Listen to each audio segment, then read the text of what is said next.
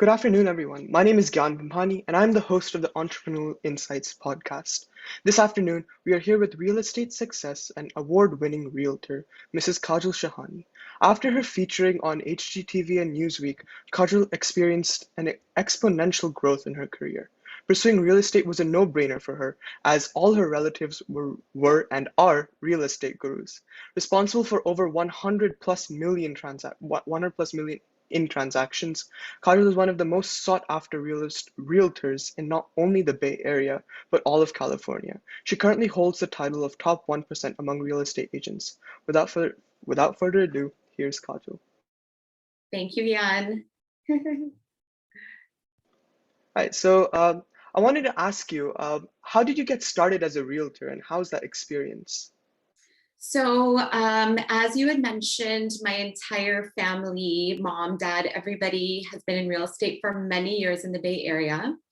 I never thought I would join the ranks of real estate. I was very fascinated in college with corporate America and thought it was cool to walk into a company where they take care of you and stock options and all that fun stuff. I started off as a marketing consultant with Wrigley. And they moved me out to Chicago. It was great. I had this beautiful apartment that, they paid for and all that fun stuff. But the actual job wasn't fulfilling at all. I used to kind of show up at 9 o'clock and leave at 5 o'clock. Didn't even realize what I did all day. I worked on marketing slides all day, presented all day. Didn't really have much to say about it except, listening to my managers, and I didn't have a whole lot of say in what I did. And I think 6 months into corporate America, I realized it was just not fulfilling enough. So I thought, I should probably look into something to do on my own. Obviously, real estate popped in my head right away because of my family. Nobody really said, hey, you should be a realtor. It was more like, yeah, try it out, kind of thing. Because obviously there's pros and cons to being an entrepreneur. And I was young, I was 22. And at the time, I have to say, looking back, I'm so glad I did it when I was in early 20s. I think it's a lot harder to do it later in life when you have more responsibilities. But that's how I ended up getting my real estate license. I joined in 2002, and my first transaction took place in the first 2 months of joining. I did have an amazing mentor when I first joined. What was very cool is that I was actually in Chicago when I first started selling. So I didn't have my family as my mentor, which now in retrospect made a lot of sense. At the time, I was like, oh, I should probably learn from them. But kind of stepping out of my comfort zone, I had an amazing mentor. My first year in real estate, I sold 36 homes. After the first deal, I said I could never do corporate America. So I stuck with it and moved back to California in 2005 and just jumped right in. Oh, that's it's really nice to know that many entrepreneurs right now have the same experiences, that hey, they weren't fulfilled, and that desire for freedom made them pursue other interests, right? And luckily for you, it was real estate, and Yes. your whole family had a lot of experience. Yes, absolutely. And so you've been working in real estate for almost 20 years now. And what's your favorite part about doing all this? Oh, such a great question. So honestly, hands down, my most favorite part, now I'm 42, have multiple kids, and definitely a lot of responsibility. So I love, love, love my schedule. It is, you work as much and as hard as you want, but at the same time, it's up to you, your own boss, your own schedule. It can be a positive and a negative, but doing it for so long, I think I've kind of taken my schedule to its maximum capabilities of, okay, I know, okay, if I work well at 4 a.m., that's what I do. The weeks that I'm super productive, I get everything done, are the weeks that I'm waking up at that 4 a.m. and starting at 4:30. So my schedule is great, but then that gives me time to do stuff with the kids. It gives me time to do stuff for the family. It gives me time to take vacations. And then obviously I love the actual craft of real estate. I love being able to talk. Honestly, when I first started, my primary client was first-time home buyers. And it's so much fun that I can go from showing properties from 8 a.m. to 8 p.m. and come home and not even feel like I worked like a full day, because it's fulfilling to talk to clients, talk them through the process. Obviously, there's parts that are very difficult, right? That's every job. But my most favorite is being able to make my own schedule and working with clients and kind of going through the process with them and going through their journey. And now 20 years into it, each client has probably bought and sold 2 or 3 times with me. So I love to see that progression. Wow. The fact that you find it fulfilling and that you love your work is I guess the reason that you continue with it, right? Like you said, you don't feel like you're doing any work because you're Yeah. loving the experience, right? And Yes. that's what we're all after. Yeah, absolutely. So now in the difficult moments, I'm presuming that there might have been difficult moments Yeah. when the market wasn't prospering. How did Right. you stay focused on your work? How did you say that, hey, I need to do this because, or I want to do this? Like how did you continue with your journey? That's a great question. And like you said, so 20 years of market up and down, we know that the market does go up and down. It's not always the way it is today. But even in today's market, like right now, I have 4 listings on the market, and I know a lot of my sellers are like, oh, where are my offers? Where are my offers? When the market shifts a little bit, which happens every single week, it depends on inventory, depends on interest rates. Right now, we're in this weird kind of time frame where families are on vacation, which hasn't happened in almost 2 years. So a lot of our buyer pool is quiet right now, and so it kind of messes with potential sellers, right? Because they feel, oh, just 30 days ago you had 20 offers. Right now we're getting 10, which is kind of crazy to say, but so every market has its challenge. Even when the market's super fast paced like it is today, there's still very, very challenging moments. I would say for me, 2010, when the market crashed, when that whole mortgage bust happened and people were foreclosing, you kind of have to think fast as an entrepreneur, as a realtor, and you have to say, okay, where's my market going? And you kind of have to get ahead of it before it happens. So keeping in tune with what's happening with the market every single day, not getting complacent with what you do, and not taking advantage of a fast market either. So just doing exactly the same thing, keeping consistent with obviously marketing, taking care of your clients, regardless of what the market's doing, will kind of help you through the path of keeping consistent with what you do year after year.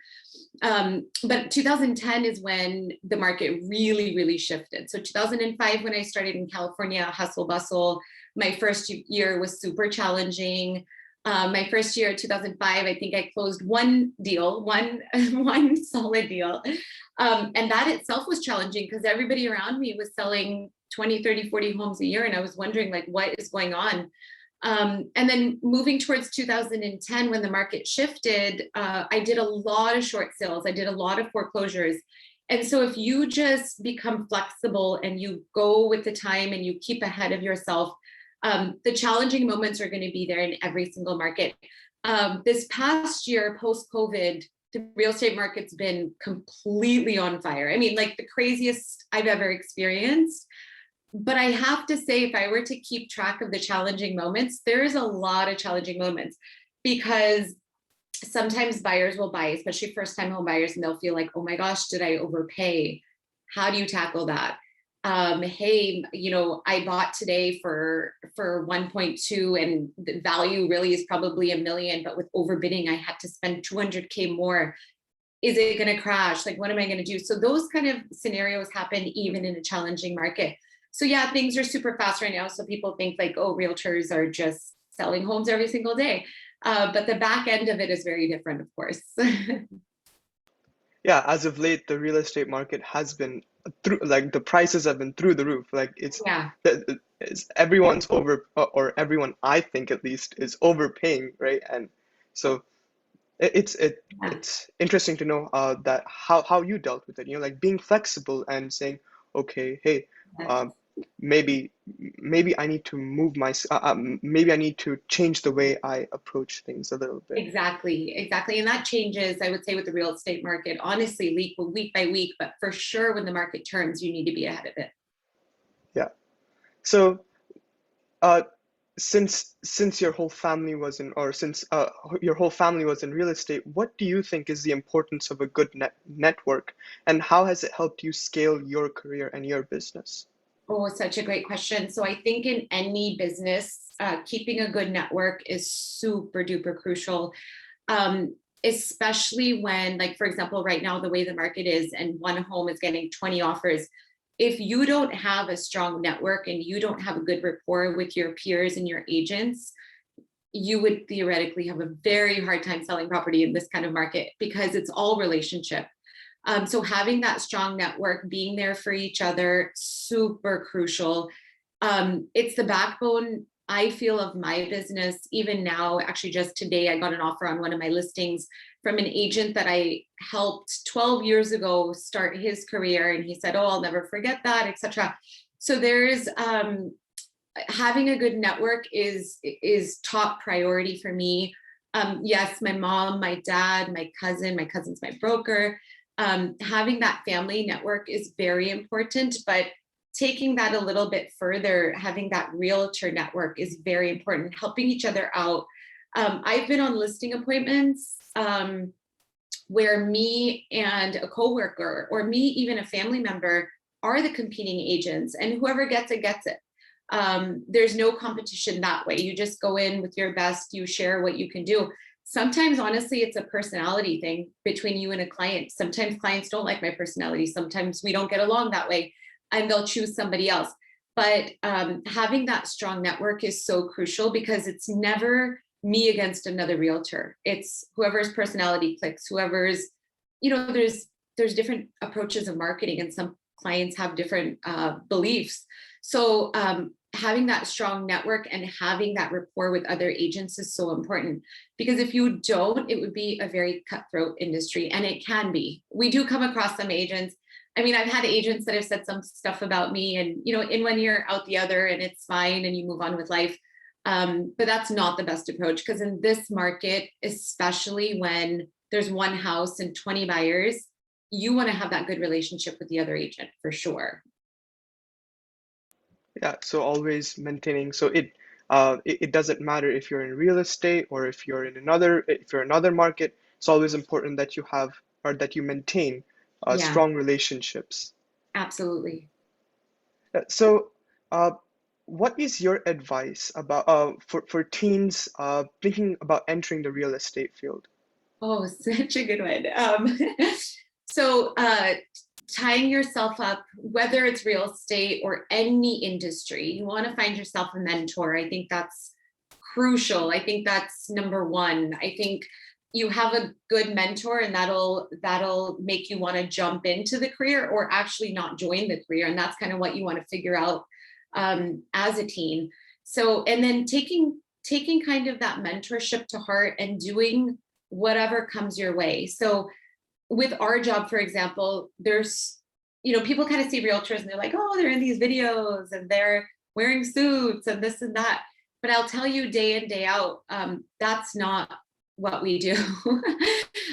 When I first started, and periodically now, even, it's like we door knock, we drop off flyers, we do it for ourselves. Half the day, like just today, I had a video shoot for a listing, and the house was completely not prepared. It was staged, but there were certain things that that needed a lot of touch up.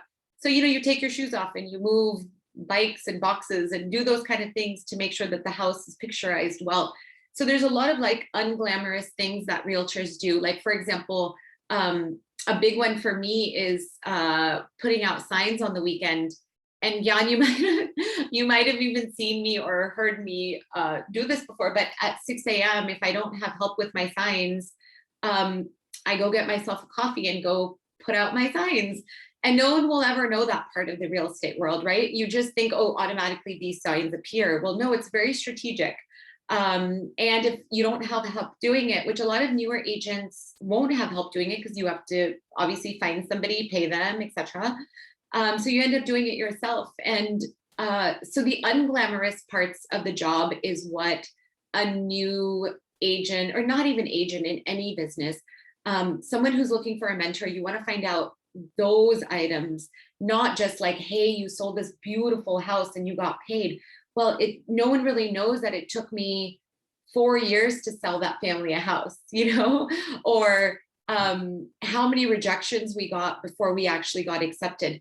So learning the ins and out of the business, but kind of starting with the grunt work first before you jump into like, hey, I'm going to show up this open house and wear a suit and talk to clients.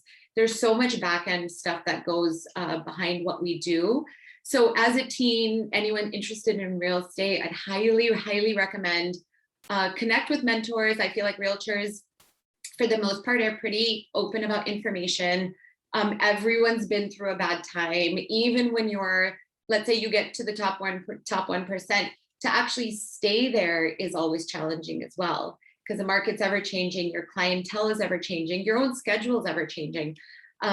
So as a teen, I think just kind of shadowing somebody, finding out the intricacies of every possible part of the job, and that'll take time. It doesn't happen within a week. It doesn't happen within a weekend. But finding that really good mentor that you connect with, and then offering yourself to do those kind of things, like, hey, can I help you put those signs out at 6 a.m.? Let me see what it feels like. Let me check on the listing to make sure, shoe covers are there. Offering yourself to do those kind of jobs would go a long way in finding a good mentor, because then the mentor is going to say, hey, he or she gets what it takes. Like, I actually really want to take him or her under my wing and share everything about the business. And then you run with it. And with real estate, it's one of those careers where you can get a license very young. You can get a license at 18 years old. It's almost like anyone's interested in it. I highly recommend just getting your license for life, because you just never know. You might need that career. You might end up like entering corporate America and hating it. You might end up watching these HGTV shows and say, hey, I am so much more interested in this than what I'm really doing. So just getting that license, you're in study mode. People in high school and college, I think, are the smartest studiers, because you're doing it day in, day out. If I try to get my license now, I probably would fail, because I don't even know how to study.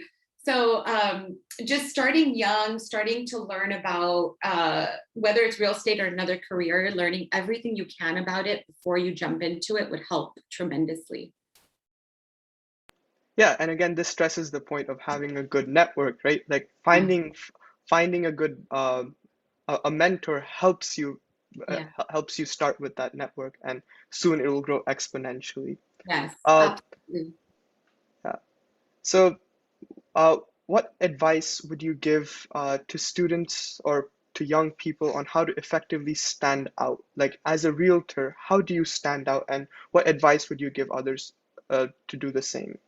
So standing out is such a good question, because when I first started, there was no social media, right? Right now, it's all about social media. And Jan, I think I even asked you, I'm like, hey, you're doing a podcast, do you have social media?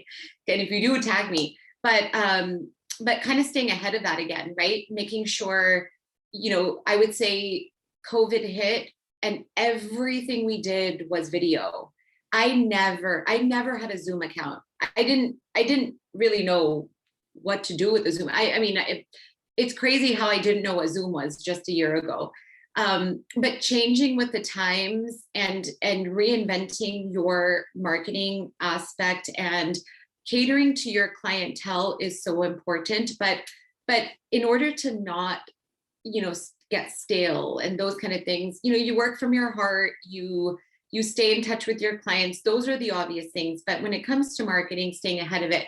So I never really got into social media, I'd say until about a year ago, maybe, where the consistency of posting, the consistency of sharing what I'm doing was very uncomfortable in the beginning. And it almost felt like, wait, do people really care like what I'm doing? Do people really want to know that I just sold this house?